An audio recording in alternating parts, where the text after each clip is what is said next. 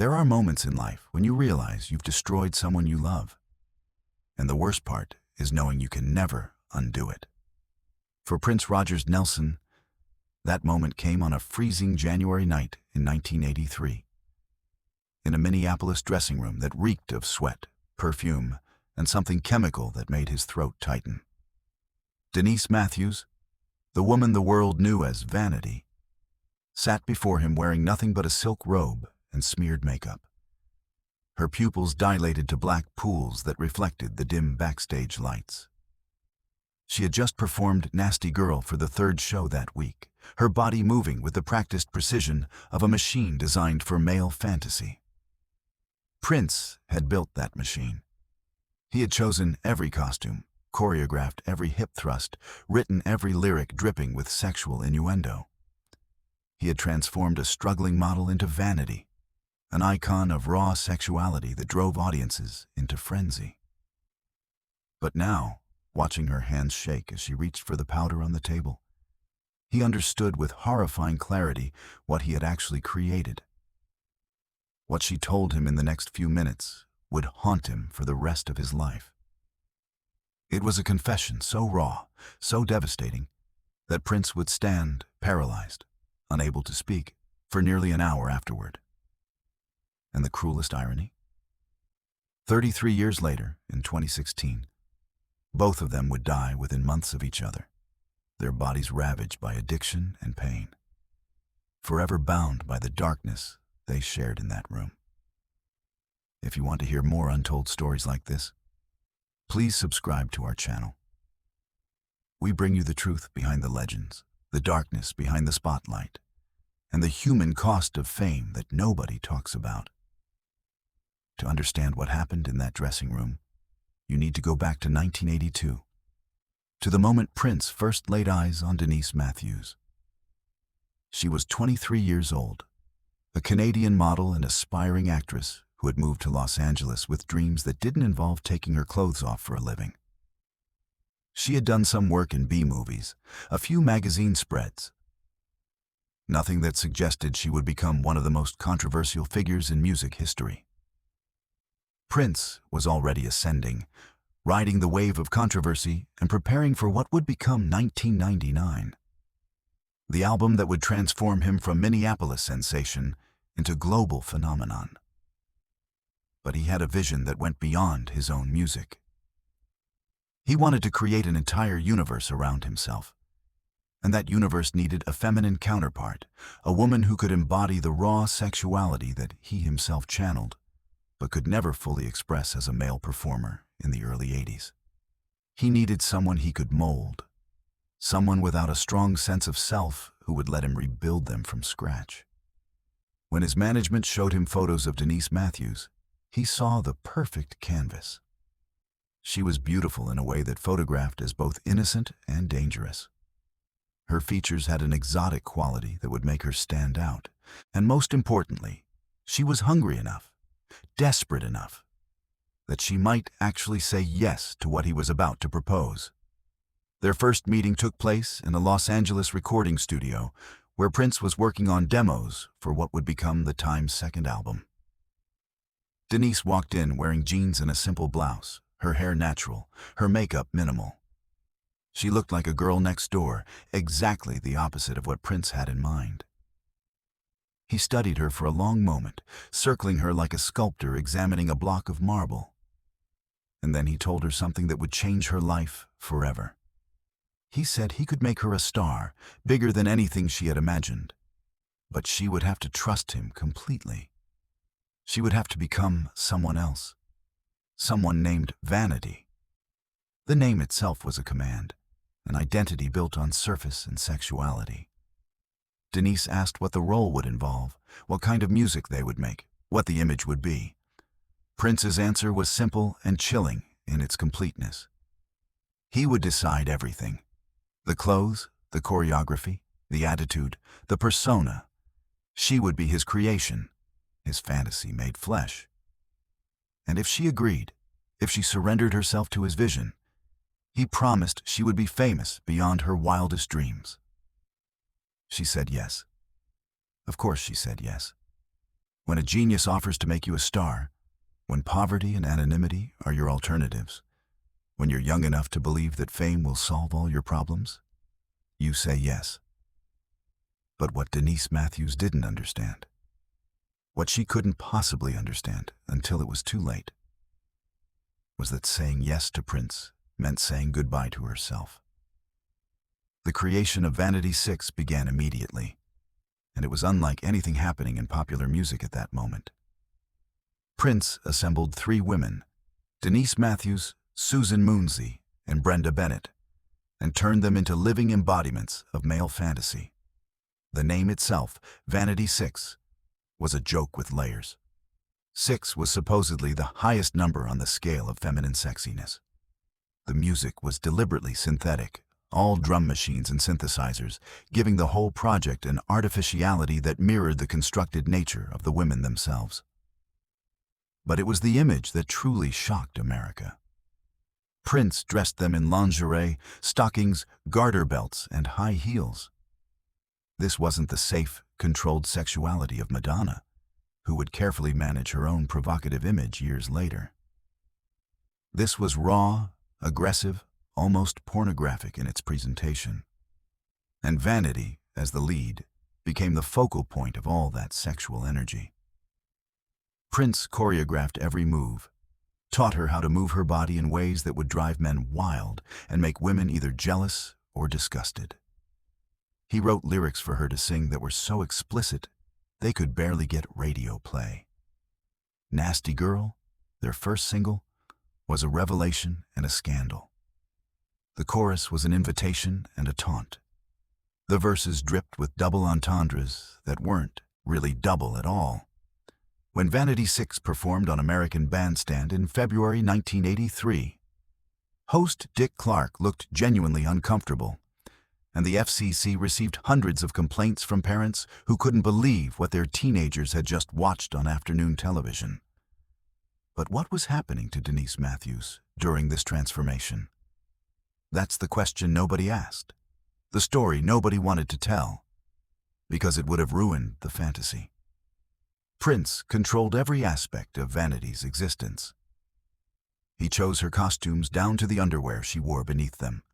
He dictated how she did her makeup, how she styled her hair, how she walked, how she talked to the media. In interviews, she was supposed to be mysterious, seductive, slightly dangerous. She was supposed to hint at a wild sexuality that was always just beyond reach. She was supposed to be every man's fantasy and every woman's nightmare. And Denise, the real person underneath all of that, began to disappear. She started spending hours in front of the mirror, studying Vanity's face, Vanity's expressions, Vanity's body language.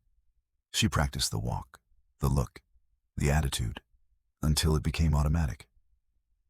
And somewhere in that process, the line between performance and reality began to blur in dangerous ways. When she was on stage, she was Vanity. When she was doing interviews, she was Vanity. When she was at parties or industry events, she was Vanity. But when she was alone, in hotel rooms or the small apartment Prince had set up for her in Minneapolis, she didn't know who she was anymore. The girl from Ontario who had wanted to be a serious actress was gone, replaced by this creature, this sexual fantasy that men leered at and women resented. And the only way to silence the confusion, the only way to quiet the voice in her head that kept asking, "What have you become?" was cocaine. The drug use started casually, the way it always does in the entertainment industry. Someone offered her a line at a party after a show. It made her feel confident, electric, invincible. It made being Vanity easier because it numbed the part of her that still remembered being Denise. Soon she was using before performances, telling herself it enhanced her stage presence, made her moves sharper, her sexuality more raw. Then she was using after performances to come down from the adrenaline, to silence the crowds that still roared in her head hours after she left the stage. Then she was using in the morning to face the day, and in the afternoon to get through rehearsals, and in the evening to prepare for the show. The cycle became a spiral, and the spiral became a trap. And through it all, Prince either didn't notice or didn't care. He was busy with his own ascent, putting the finishing touches on 1999, preparing for the album and film that would become Purple Rain. Vanity 6 was just one part of his empire, one spoke in the wheel of his creative vision. But for Denise, it was her entire existence, and that existence was killing her. By late 1982, the cracks were showing. She would miss rehearsals, show up late to recording sessions, forget choreography she had performed perfectly the week before. Her weight fluctuated wildly. Her skin broke out despite the layers of stage makeup. Her hands shook when she wasn't high. The other members of Vanity 6 noticed but didn't say anything. In the music industry of the early 80s, drug use was so normalized that intervention was seen as uncool, as breaking the code. And besides, Prince was the boss, the genius, the one making all the decisions. If he wasn't concerned about Vanity's behavior, who were they to speak up? Prince himself was caught in his own contradiction. He was known for being disciplined, focused, almost monastic in his dedication to his craft. He didn't drink, rarely did drugs, maintained an intense work ethic that exhausted everyone around him. But his creative vision required chaos, required pushing boundaries, required performers who would go to extremes. He wanted Vanity to be wild, dangerous, uninhibited. He just didn't want to acknowledge the real cost of creating that persona. That brings us back to January 1983, to the dressing room at First Avenue, to the moment when the illusion finally shattered. Vanity 6 had just finished their third show of the week, performing for a sold-out crowd that had packed the legendary Minneapolis venue to see Prince's latest creation. The performance had been electric, dangerous, exactly what Prince had envisioned. Vanity had commanded the stage with a ferocity that bordered on violent, her sexuality so aggressive it was almost confrontational. The crowd had loved it, screaming themselves hoarse, pressing against the stage barriers, living out their fantasies through her performance. But when the lights went down and Vanity walked off stage, something broke. She made it to the dressing room, locked the door, and collapsed. Not dramatically, not with crying or hysteria, but with a quiet, complete shutdown of whoever Vanity was supposed to be. When Prince arrived an hour later, using his key to enter after she wouldn't respond to his knocking, he found Denise Matthews instead. She was sitting on the floor in front of the mirror, her stage costume half removed, her makeup smeared across her face in abstract patterns. On the table beside her was cocaine, arranged in neat lines that represented both escape and prison. And for the first time since their partnership began, she looked at him, not as Vanity, the creation, but as Denise, the human being he had forgotten existed. What she told him in the next 30 minutes would fundamentally alter Prince's understanding of his own power. Though it wouldn't be enough to change his behavior, not yet. Not until much later when his own reckoning came. She told him that she couldn't remember the last time she had looked in a mirror and recognized the person staring back. She told him that every time she performed, every time she put on the lingerie and the heels and the attitude, she felt herself disappearing a little more. She told him about the men who waited at the stage door, who grabbed at her, who whispered obscene things because Vanity had taught them that she wanted it, that she was available, that she existed solely for their fantasy. She told him about the women who spat at her in bathrooms, who called her a whore and a slut, who saw her as everything wrong with the sexualization of music. She told him about the cocaine, about how it was the only thing that made being Vanity bearable, because it numbed the part of her that remembered wanting to be something else. She told him about the mornings when she woke up and didn't know where she was, who she had been with the night before, what she had done. She told him that Vanity was killing Denise, that the persona he had created was devouring the person she used to be. And she didn't know how to stop it, because stopping would mean admitting that everything she had become was a lie. Prince stood against the wall of that dressing room, and for one of the few times in his life, he had nothing to say. He was a genius at creating sound, at crafting images, at building fantasy worlds that millions of people wanted to inhabit. But he had no idea how to respond to the human cost of those creations. He had built Vanity so carefully, so completely, that he had forgotten she was built on top of a real person with real feelings and real limits.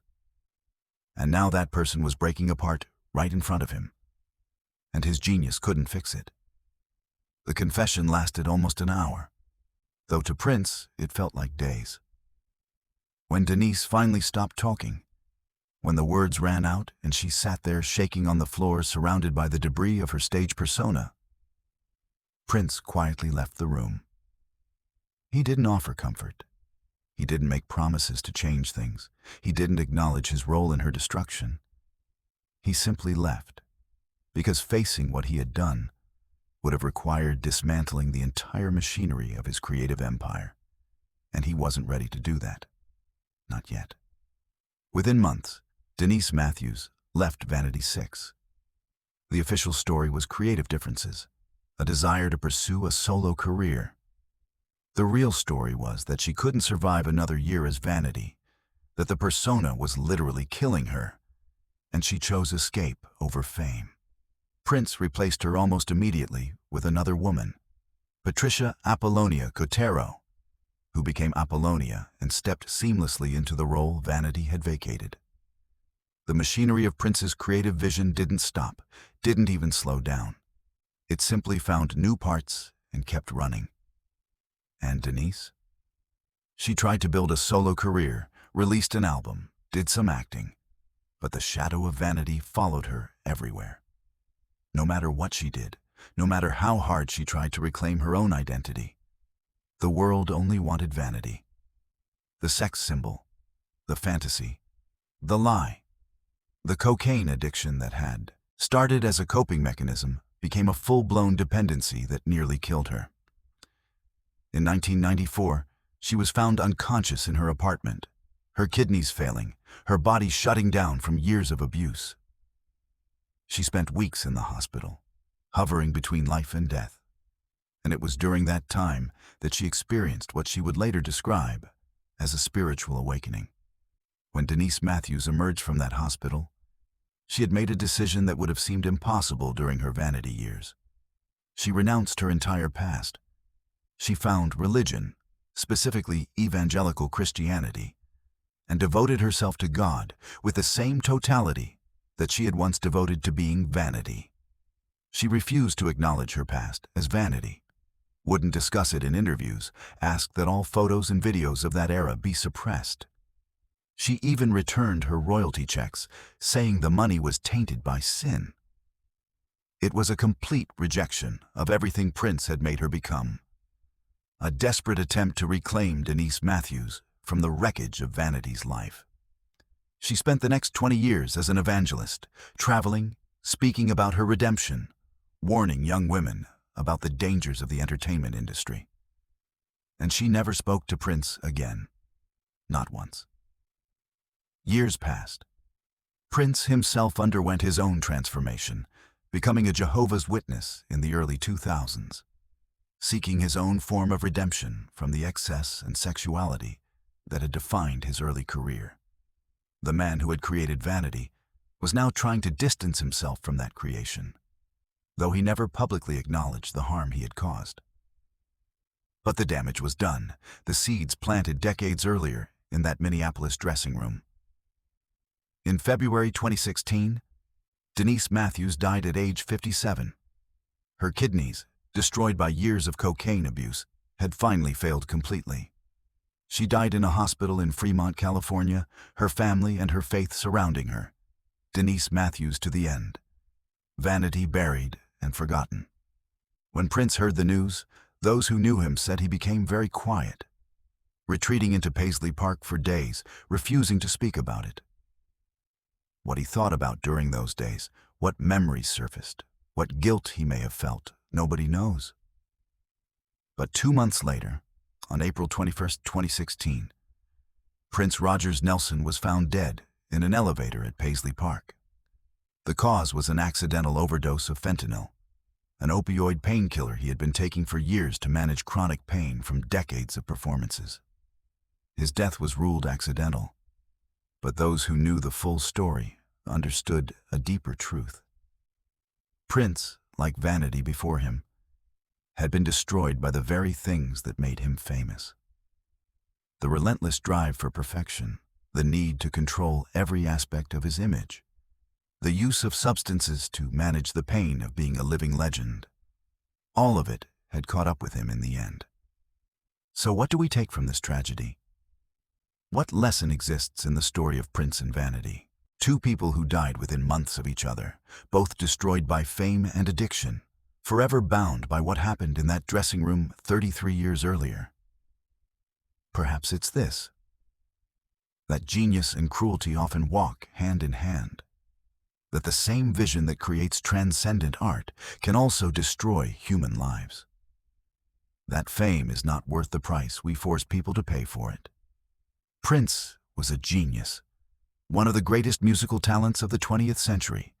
His influence on pop music, on performance, on the very concept of artistic freedom cannot be overstated. But he was also human, capable of terrible blindness, of using people as instruments for his vision without considering their humanity. And Denise Matthews, who wanted nothing more than to be taken seriously as an artist, ended up as Vanity, a cautionary tale about the cost of letting someone else define who you are. The saddest part of this story isn't the drugs or the death. It's the moment in that dressing room when Denise tried to make Prince understand what he had done to her. And he couldn't respond. He couldn't acknowledge it. He couldn't fix it. Because fixing it would have meant admitting that his genius had a dark side, that his creativity required victims, that the fantasy he sold to millions of fans was built on the destruction of real human beings. Both Prince and Vanity found religion in their later years, both seeking redemption for the excess and damage of their past lives. But redemption doesn't undo harm. Faith doesn't resurrect the person you used to be before fame devoured it. And in the end, the same demons they tried to escape caught up with both of them. Vanity's body gave out first, destroyed by the cocaine she had used to survive being Prince's creation. Prince's body followed, destroyed by the painkillers he needed to keep performing, to keep being the legend everyone expected him to be. They died as they had lived, trapped by the personas they couldn't escape. The world mourned Prince as a genius, as an icon, as an irreplaceable talent. And he was all of those things. But he was also the man who created Vanity, who stood in a dressing room and watched her break, and who walked away because acknowledging his responsibility would have cost him too much. That's the truth behind the legend. That's the darkness behind Purple Rain and Little Red Corvette and all the glorious music that made Prince immortal. And that's the woman who paid the price for his genius, Denise Matthews, who became Vanity so Prince could become Prince, and who spent the rest of her life trying to find her way back to herself. She never quite made it. Neither of them did. And that, ultimately, is the real tragedy of this story.